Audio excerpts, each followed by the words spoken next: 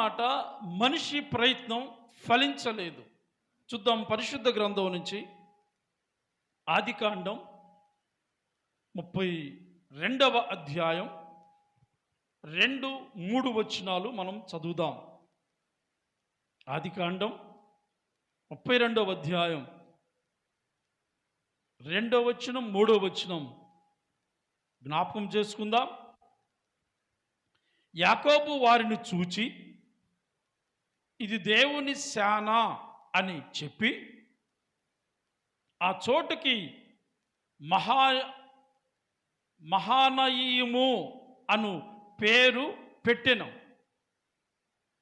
మహానయీము అను మాటకు అర్థము 2 శానలు.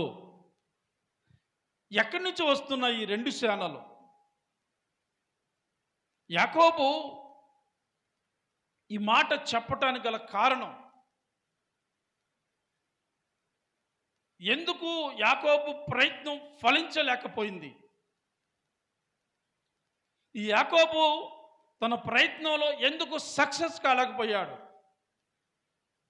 ఈరోజు ఈ మాటలు దేవుడు మనకు నేర్పించాలని ఆశపడుతున్నాడు. కాబట్టి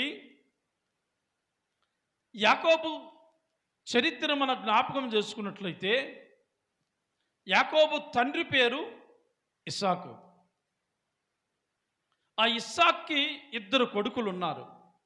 ఒక కొడుకు ఏశావు, రెండో కొడుకు యాకోబు. వీళ్ళిద్దరూ కొట్లాట ఎక్కడితో ప్రారంభమైంది తెలుసా? సహజంగా మనుషులు అనేవారు భూమి మీద పోరాడతారు, భూమి మీద కొట్లాడుకుంటారు. కానీ వీళ్ళిద్దరి యొక్క కొట్లాట ఎక్కడ ప్రారంభమైంది తెలుసా? తల్లి గర్భములోనే గొడవలు పెట్టుకోవటం, అంటే నేనంటే గొప్ప అన్నట్లుగా ప్రారంభమయ్యాయి. ఆ తల్లి యొక్క గర్భంలోనే ఉన్నారు. ఆ గర్భంలో ఉన్నప్పుడు దేవుని ప్రణాళిక ఏమో ఏశావుని ముందుకు తీసుకురావాలని ఆలోచన. కానీ యాకోబు ఏమనుకుంటున్నాడు తెలుసా? లేదు నేనే బయటికి వెళ్ళాలని చెప్పి తన అన్న యొక్క మడమను పట్టుకొని బయటికి రానికుండా అలాగే లోపల పట్టుకొని చూస్తున్నాడట. గమనించాలి, ఎక్కడ జరుగుతుంది ఈ యుద్ధం? తల్లి గర్భములో. ఇస్సాకు భార్యనటువంటి రిబ్కా గర్భంలోనే జరుగుతుంది ఈ గొడవ.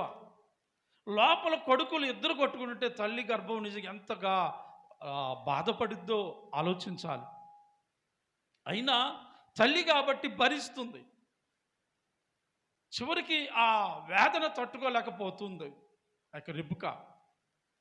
ఆ పరిస్థితుల్లో కడుపులోని వాళ్ళు యుద్ధాలు ప్రారంభమయ్యాయి. సహజంగా మనం ఎక్కడ చూస్తామంటే గొడవలు భూమి మీద చూస్తాం. కానీ చరిత్రలో మొట్టమొదటిగా ఈ యాకోబు ఏశావులు ఇద్దరు, ఏశావులో లేదు కానీ ఆ తత్వం యాకోబులోనే ఒక తత్వం ప్రారంభమైంది. ఏంటి? నేను ముందుండాలి, బయటికి వెళ్ళాలి అనేటువంటి ఆలోచన. ఇట్లా గర్భములోనే గొడవలు ప్రారంభమై చివరికి ఏది ఏమైనప్పటికీ దేవుని యొక్క చిత్త ప్రకారం ఏశావుని దేవుడు బయటికి పంపించాడు పెద్ద కుమారుడిగా.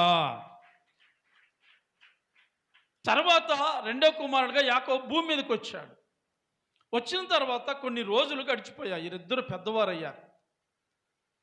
పెద్దవారు అయిన తర్వాత తండ్రిలో తల్లిలో కూడా సరైనటువంటి ఏకాభిప్రాయం అక్కడ లేదండి. జాగ్రత్తగా గమనించాలి. ఏ భార్య భర్త సఖ్యత లేకపోతే, అనగా ఒకే మాట మీద దేవుని సహాయంతో ముందుకు వెళ్ళలేకపోతే ఆ కుటుంబంలో ఏమైతే తెలుసా? గొడవలు ప్రారంభమవుతాయి, సమస్యలు ప్రారంభమవుతాయి అని చెప్పడానికి కారణం ఇక్కడ ఇస్సాకు యొక్క కుటుంబంలోనే కనపడుతుంది. వీళ్ళిద్దరు పెద్దవారు అయిన తర్వాత పెద్ద కొడుకంటేనేమో తండ్రికి ఇష్టం. తండ్రి పేరు ఇస్సాకు. మరి ఇంకొందెవరు? చిన్న కొడుకు కదా. ఈ చిన్న కొడుకుని ఎవరు ఇష్టపడతారు? తల్లి. తల్లి దగ్గరేమో చిన్న కొడుకు పెరుగుతున్నాడు, తండ్రి దగ్గరేమో పెద్ద కొడుకు పెరుగుతున్నాడు. ఇలాగ పెరుగుతున్నారు. కొన్ని రోజులు గడిచిన తర్వాత వీళ్ళిద్దరికి తండ్రి అయినటువంటి ఇస్సాక్కి మాంసం తినాలనిపించి తన పెద్ద కొడుకుని పిలిచి ఏమంటాడంటే, ఏశావు, నేను ఎలాగో వృద్ధుడునయ్యాను, నా కళ్ళు కూడా సరిగా కనిపించటం లేదు, కాబట్టి నేను చనిపోక మునుపు నిన్ను ఆశీర్వదిస్తా. కాబట్టి నీవు నా కోసం అడవికి వెళ్ళి ఏటాడి మాంసాన్ని తీసుకొచ్చి సిద్ధం చేసి పెడితే నేను దాన్ని భుజించి నిన్ను ఆశీర్వదిస్తాను అని చెప్పి తండ్రి తన పెద్ద కొడుకుతో చెప్తాడు. చెప్తున్నప్పుడు ఇంట్లో ఉన్నటువంటి ఆ భార్య, అనగా ఇస్సాకు భార్య, ఆమె ఏమంటుందంటే కాముగా ఉంటుంది. ఎందుకు తెలుసా? నీ ప్రయత్నం నువ్వు చేస్తే నా ప్రయత్నం నేను చేస్తా. ఎంత తప్పండి! ఏమండి, మీరు అలా పెద్ద కొడుకునే దీవించటం ఏంటి? ఇద్దరిని దీవించండి అని చెప్తే బాగుండేది. కానీ ఆయనకి చెప్పే ధైర్యం లేదేమో, లేక చెప్పలేకపోతే ఆయన వినడేమో, బైబిల్లో రాయలేదు. కానీ ఏది ఏమైనప్పటికీ వాళ్ళిద్దరూ ఎలా ఉన్నారంటే చెరొకళ్ళు పంచుకున్నారు.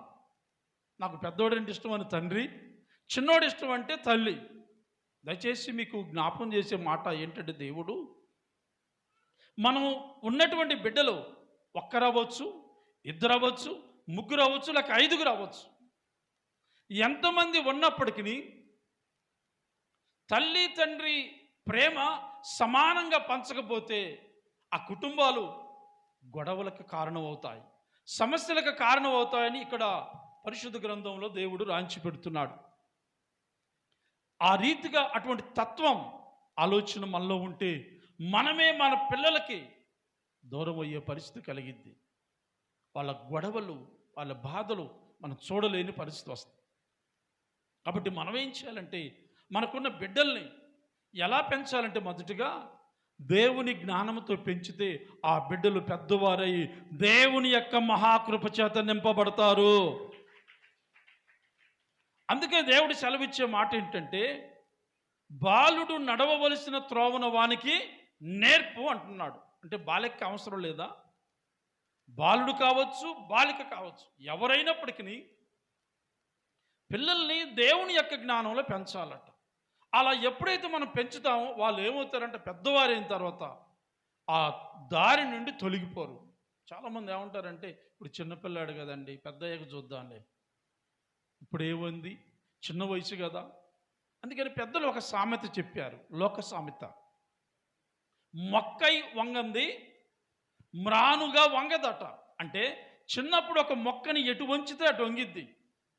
అదే చెట్టు అయిన తర్వాత వంచాలంటే వంచలేం. అదేవిధంగా దేవుడు చెప్పే మాట ఏంటంటే, పిల్లలను దేవుని జ్ఞానంలో మన చిన్నప్పటి నుంచి పెంచాలట. అలా పెంచితే వారు పెద్దవారై ఆ త్రోవ నుంచి తొలగిపోరని దేవుడు సెలవిస్తున్నాడు. ఈ సత్యంలో లేక ఈ పెంపకంలో ఇస్సాకు, రిబ్కా ఇద్దరు నండి ఆ విషయంలో ఫెయిల్ అయ్యారు. మిగతా విషయంలో చాలా గొప్పవారు. వారు దేవుని మీద ఆధారపడ్డవారు, ప్రతి విషయంలో దేవుని చిత్తములో కొనసాగేవారు. కానీ ఈ విషయంలో మాత్రం వాళ్ళు పిల్లల్ని పెంచే విషయంలో లేక ప్రేమను పంచే విషయంలో ఫెయిల్ అయ్యారని చెప్పడానికి ఖచ్చితంగా ఇక్కడ బైబిల్ చెప్తుంది. ఆ రీతిగా తండ్రి పెద్ద కొడుకుని ప్రేమించడం వల్ల ఆ పెద్ద కొడుకుతో అంటాడు, నా కోసం అడవికి వెళ్ళి వేటాడి తీసుకొస్తే నేను దాన్ని తిని భుజిస్తానని చెప్తాడు. ఈ మాట ఇస్సాకు భార్య అయినటువంటి రిబ్కా విని ఎవరికి చెప్పింది? ఎవరంటే ఇష్టం? చిన్న కొడుకు అని యాకోబు అంటే ఇష్టం. ఇప్పుడు యాకోబుని పిలిచి, ఇట్రా నాన్న అని చెప్పి అన్నది. ఏంటమ్మా అన్నాడు. మీ నాన్న మీ అన్నయ్యని ఆశీర్వదిస్తాడట, కాబట్టి ఆ ఆశీర్వాదాలు మీ అన్నయ్యకి కాదు కావాల్సింది, మరి నీకు కావాలి. నాకెట్ట వస్తుందమ్మా, దీవించేది నాన్న కదా. మరి నాన్నను చూసి ఒకవేళ నేను మోసం చేస్తే దేవుని నాన్న యొక్క దీవెనలేమో కానీ నాన్న యొక్క శాపాలు నా మీదకి వస్తే నేను అభివృద్ధి చెందలేను, నేను నాకు వద్దు అంటాడు.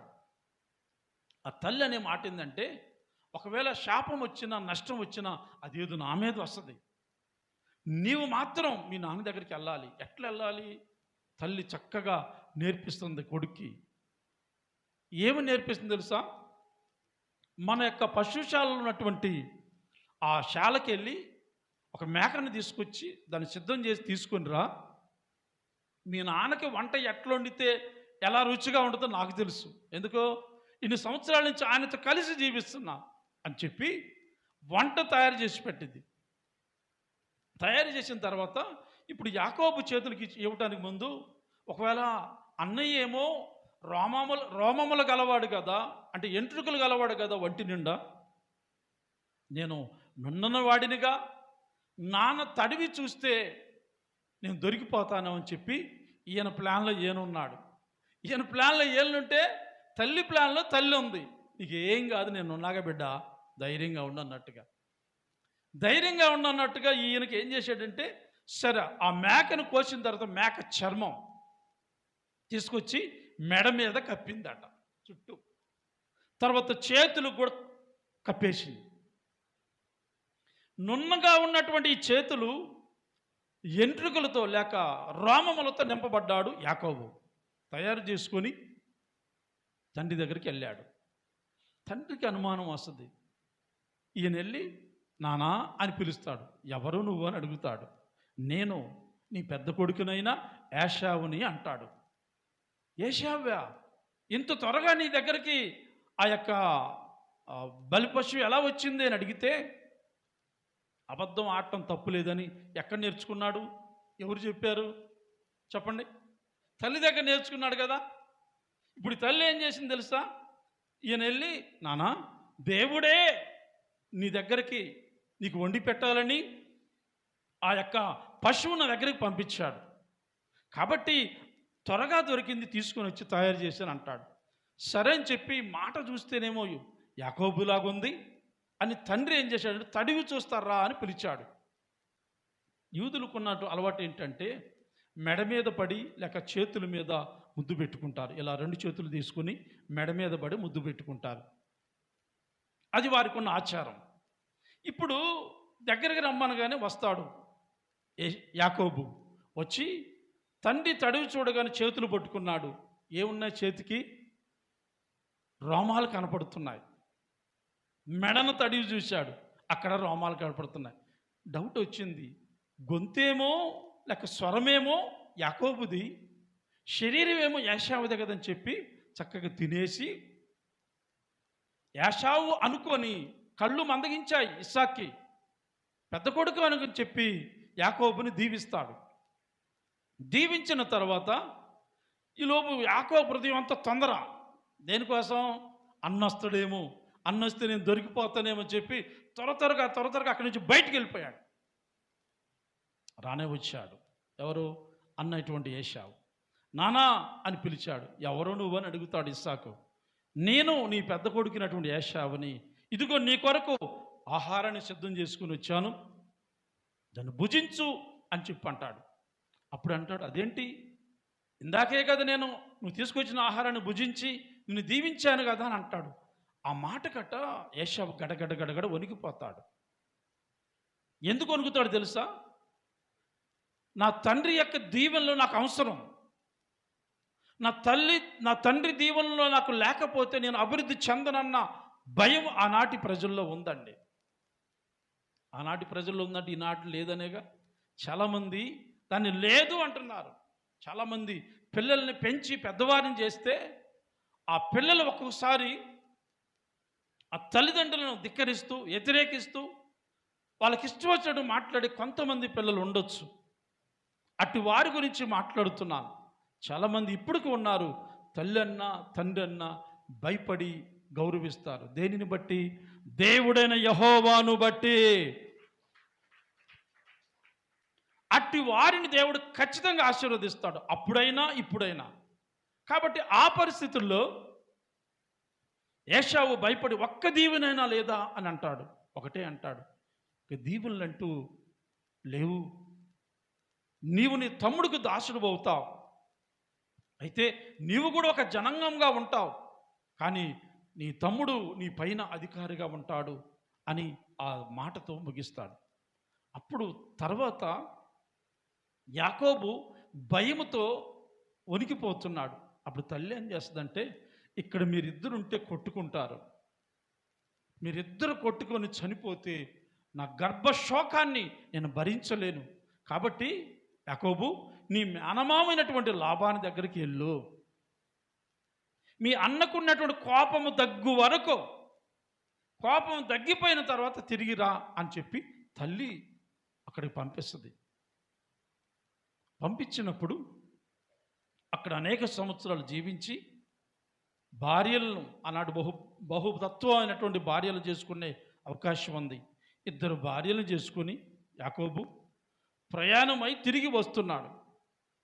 ఎక్కడికి? మరలా తన తండ్రి ఇంటికి వస్తున్నప్పుడు ఇదిగో ఇప్పుడు చేసే ఈ ప్రయత్నం, ఇప్పుడు మనం చదివినటువంటి 32వ ఆదికాండం 32వ అధ్యాయం 2వ వచనం, 2 సేనలు అనగా ఒక సేన యాకోబుది, మరొక సేన ఏశావుది. వీళ్ళిద్దరు కలిసి ప్రయాణం చేస్తున్నారు. యాకోబు వస్తున్నాడని చెప్పి ఏశావు కూడా గమనించాడు. ఏశావు ఒకవేళ చంపివేయాలని కోపంతో వచ్చి ఉండొచ్చు. ఎన్నో సంవత్సరాలు గడిచిపోయినా అయినా అతనిలో కోపం తగ్గలేదండి.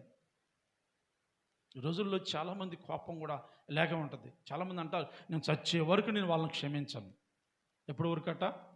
నేను చచ్చినా కూడా వాళ్ళని నా ఇంటికి రానియొద్దు, నా గడప తొక్కనియొద్దు అనే మాటలు మాట్లాడేవారు చాలామంది ఇప్పుడు కూడా ఉన్నారండి. చచ్చిన తర్వాత నువ్వు నేను ఏం చేస్తాం? అంత పగన పెంచుకున్నాడు ఇద్దరు. అది క్షేమం కేవలం ఏశావు. ఈ యాకోబుకు ఒక పక్క భయం వేస్తుంది కాబట్టి దూతను పంపించాడు. దూత అనే మాటకు బైబిల్లో చాలా అర్థాలు ఉన్నాయి. ఇద్దరి మధ్య ఉన్నటువంటి వ్యక్తిని కూడా దూత అంటారు. దూత అని చెప్పిన ప్రతిసారి దేవదూత కానే కాదు. కాబట్టి ఇక్కడ ఒక మాట చూద్దాం. 3వ వచనం, ఆదికాండం 32వ అధ్యాయం 3వ వచనం చదువుతున్నా. యాకోబు ఏదోము దేశమున అనగా షెయీరు దేశముననున్న తన సహోదరుడైన ఏశావునొద్దకు దూతలను తనకు ముందుగా పంపి, మీరు నా ప్రభువైన ఏశావుతో ఇంతవరకు నేను లాబానునొద్ద నివసించి ఉంటిని చెప్పాడు. వెళ్ళి నా ప్రభు అంటున్నాడు. ఎవరిని? అన్నని. అంటే అన్నంటే గౌరవం ఉంది, ప్రేమ ఉంది. ఈ రోజుల్లో ఎట్లుందంటే ఘోరమైన పరిస్థితులండి. సహజంగా పెద్దోళ్ళని ఏమని పిలవాలి? అక్కచెల్లెలు ఇద్దరు, అన్నదమ్ములు ఇద్దరు ఉన్నారనుకోండి, తమ్ముడు అన్నని ఏమని పిలవాలి? అన్నయ్య అని పిలవాలి. ఇప్పుడు ఎట్లున్నా తెలుసా? ఒరే, ఎవరిని? వాడు స్నేహితుడిని పిలిచినట్లు. ఎవరినయ్య పిలిచేదంటే మా అన్నయ్యనే. మరి అరే ఏంటి అయితే? పెద్దోడైతే చిన్నోళ్ళు కూడా ఏందే అని అక్కనే, లేక పేరు పెట్టి పిలవటం. ఇది బాధాకరమైన విషయాలండి. చాలా జాగ్రత్తగా గమనించాలి. దేవుని యొక్క సన్నిధిలో మనకు ఒక విలువలు ఇచ్చాడు దేవుడు. ఆ విలువలను కాపాడుకోవాలి. ఆ విలువలు అప్పుడు ఉన్నాయి, ఇప్పుడు ఉన్నాయి, ఎప్పుడు ఉంటాయి. ఎవరి జీవితంలో అయితే ఆ విలువలను కాపాడుకుంటారో వారు దేవుని చిత్తాన్ని నెరవేర్చేవారుగా ఉంటారు. ఇంకా గమనించాలి, కొంతమంది నేను అక్కడక్కడ చూస్తాను, భార్యకు ఒక పేరు ఉంటుంది కండి, ఏదో ఒక పేరు తల్లిదండ్రులు పెడతారు కదా, ఆ పేరు పెట్టి పిలవచ్చుగా. పేరు పెట్టి పిలవరు. అమ్మాయి, ఎవరిని? భార్యని అమ్మాయి అట. ఏనేమంటే తెలుసా? ఆమె భార్య కూడా అబ్బాయి, భర్తను పట్టుకొని అబ్బాయి. ఇదివరకు భర్త పేరు చెప్పడానికి భయపడేవారు. అప్పుడు కాలం వేరండి, ఇప్పుడు కాలం వేరండి. ఇప్పుడు మేమందరం కూడా పేర్లు పెట్టి పిలుచుకోండి, కానీ అది దేవుని చిత్తానికి వ్యతిరేకం. ఒకటి గుర్తుంచుకుందాం, ఆదికాండము నుంచి ప్రకటన గ్రంథం వరకు రాయబడిన ప్రతి మాట అది దేవుని మాటలు. అప్పుడున్న దేవుడు, ఇప్పుడున్న దేవుడు, రాబోయే రోజులు ఉండే దేవుడు ఏకాక దేవుడు, మనం ఆరాధించే యేసయ్యా. కాబట్టి ఆయన యొక్క మాటలు ఎప్పుడు మన జీవితంలో ఒకేలాగా ఉంటాయి. అబ్రహాము శారాకి భర్తగా ఉన్నాడు. అబ్రాహామును పిలవచ్చుగా శారా? ఎవరిని పిలిచిందో తెలుసా? నా యజమానుడు అని పిలిచిందండి. అబ్రాహాము ఇట్రా అని అల్లా. పిలిచేవాళ్ళు ఉంటే తిట్టుకుని నాకు సంబంధం లేదు, నేను దేవుని మాటలు చెబుతున్నా, వాళ్ళ మీద కావాలని చెప్పట్లేదు, నాకు అవసరం లేదు. దేవుడు కొన్ని విలువలు నియమించాడు మనకి. కాబట్టి దేవుని యొక్క సన్నిధిలో ఆ మాటలు వింటుంటే అప్పుడప్పుడు నాకు కొన్ని బాధ కలిగిద్ది. వీళ్ళు కనీసం విచక్షణ లేకుండా మాట్లాడుతున్నారు. భర్త అంటే భరించేవాడు కాబట్టి ఖచ్చితంగా గౌరవించాలి. అంటే మీరు అనవచ్చు, పేరు పెట్టి పిలిస్తే గౌరవం లేదండి.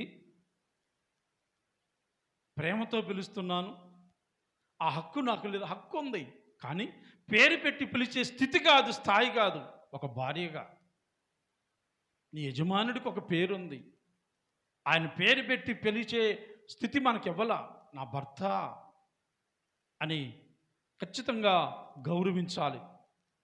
కాబట్టి దేవుని యొక్క సన్నిధిలో ఆ రోజు వాళ్ళిద్దరూ, యాకోబు ఏమన్నాడు తెలుసా?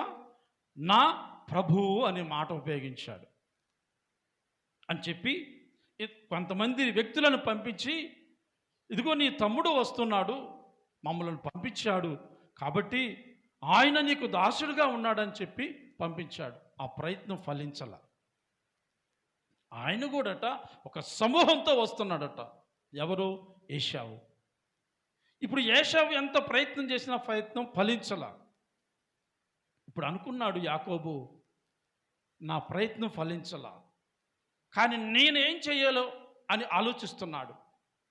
దేవునితోనే సాధ్యం అనే మాటతో మొదటి మాట మనిషి ప్రయత్నం ఫలించలేదు. రెండవ మాట ఏంటో చూద్దాం. దేవునితో దీనత్వము. అంతే. నా ప్రయత్నం నేను చేస్తే అది ఫలించలా, ఇక నేనేం చేయాలి? దేవునితో దీనత్వం కలిగి ఉంటే తప్ప దేవుడు నా ప్రార్థనకు జవాబు ఇవ్వడు అనుకున్నాడు. లేక నేను చేసి ఈ ప్రయత్నం ఫలించదు అనుకున్నాడు. అనుకొని తను దీనుడుగా మారాడు. ఎవరితో? దేవునితో. చూద్దాం పరిశుద్ధ గ్రంథం నుంచి దేవుడు సెలవిచ్చినటువంటి యొక్క చక్కని మాటలు. ఆదికాండం 32వ అధ్యాయం 22వ వచనం చదువుతున్నాం. ఆదికాండం 32వ అధ్యాయం 22వ వచనం. ఆ రాత్రి అతడు లేచి తన 2 భార్యలను, తన 2 దాసీలను, తన 11 మంది పిల్లలను తీసుకొని యబ్బోకు రేవు దాటిపోయెను. యాకోబు వారిని తీసుకొని ఆ ఏరు దాటించి తనకు కలిగినదంతయు పంపివేసెను. యాకోబు ఒక్కడు మిగిలిపోయెను. ఒక నరుడు తెల్లవారు వరకు ఆయనతో పెనుగులాడుచుండెను.